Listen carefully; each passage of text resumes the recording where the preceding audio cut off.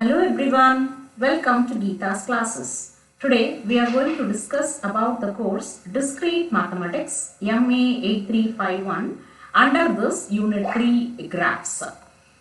So in continuation of the previous video, we have discussed about Eulerian and Hamiltonian graph.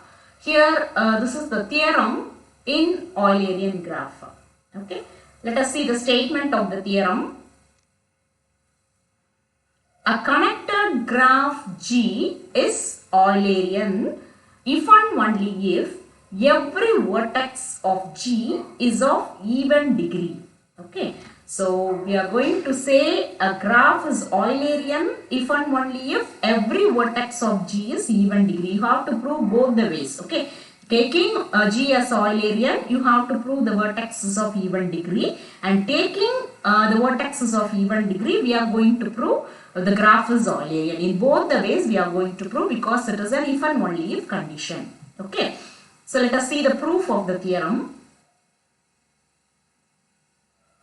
Let us take G be an Eulerian graph. Okay, Eulerian graph means it should contain Euler circuit. Okay, so you have to prove that every vertex of G is of even degree. Okay, so let us consider the G graph G as Eulerian. Okay, so since G is Eulerian, G contains an Euler circuit. Let us say that circuit as it starts from V0, V1, etc. Vn minus 1 to V0. In between V0 and in between two vertices, you are having edge, first edge. So V0, V1, you are having the edge V1, and V1, V2, you are having the edge V2, like that. Vn minus 1 and V0. The edge is En. Okay, so its starting point and ending point is same for a circuit. Let us consider this as a Euler circuit. Okay, so both the edges E1 and En contribute 1 to the degree of V0.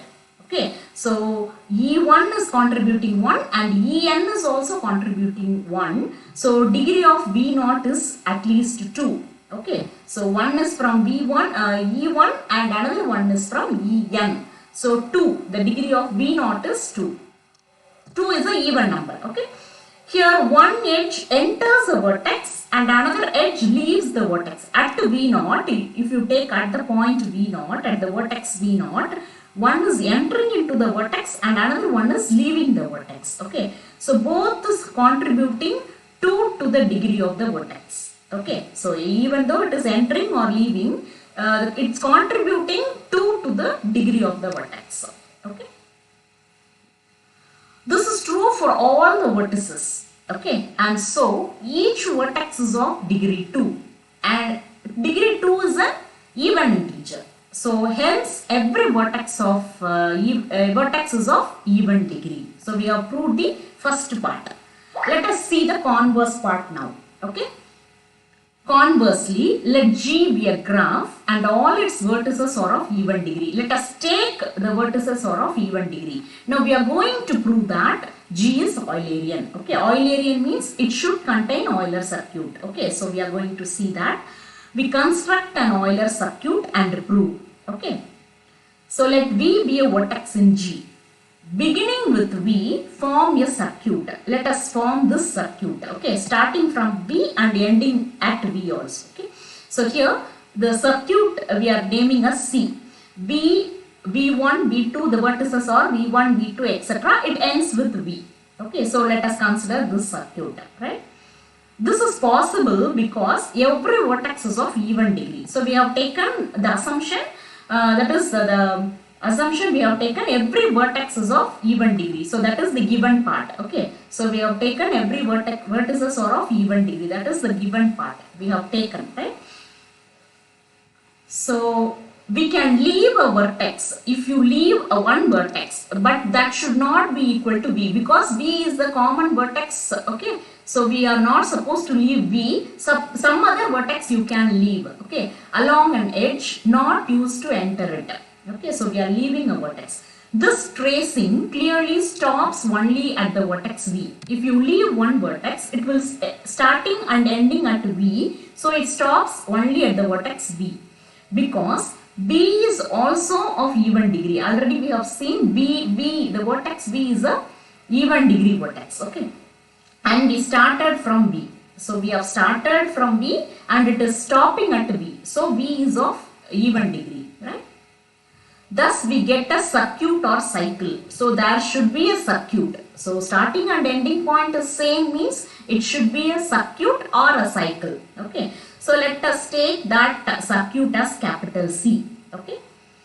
So suppose if C includes all the edges of G, we are considering two cases. One is if C includes all the edges of G, then C is Euler circuit and therefore G is Eulerian. So it is finishing, right?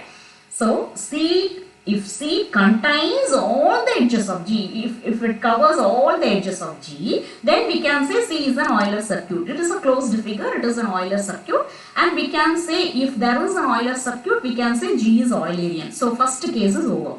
Suppose C does not includes, okay, so it does not include all the edges of G. Consider a subgraph H of G obtained by deleting all the edges of C. Okay, so if you delete some edges of that particular circuit, we are getting a new subgraph. That subgraph we are taking as capital H from G, right? And vertices not incident with the remaining edges. Okay, so if you delete some edge, we are getting a new graph. That graph is known as the subgraph H. Okay. Note all the vertices of H have even degree. Okay, so the newly formed subgraph is having even degree.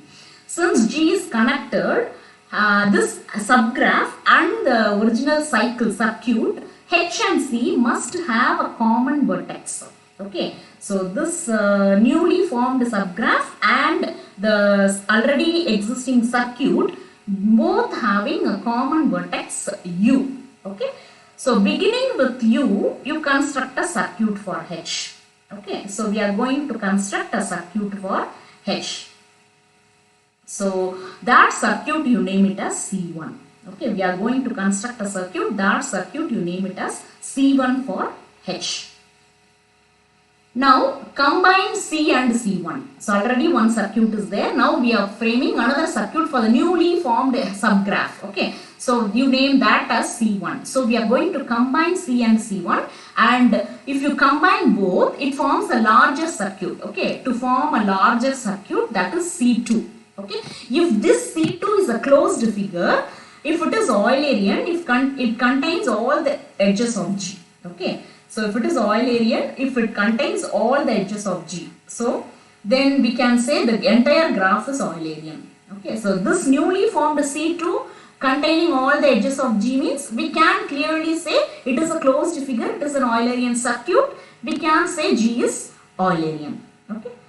Otherwise, you have to repeat this process until we get an Eulerian circuit. Okay, so you have to continue this process till we will get an Eulerian circuit. Okay, since G is a finite, the graph is finite, this procedure must come to an end with the Eulerian circuit. It should definitely come to an end with the Eulerian circuit. Okay, therefore, if the graph having Eulerian circuit, then we can say automatically the graph G is Eulerian. So hence the graph G is Eulerian. Okay. So we'll continue with the fourth unit in the next video. Thank you.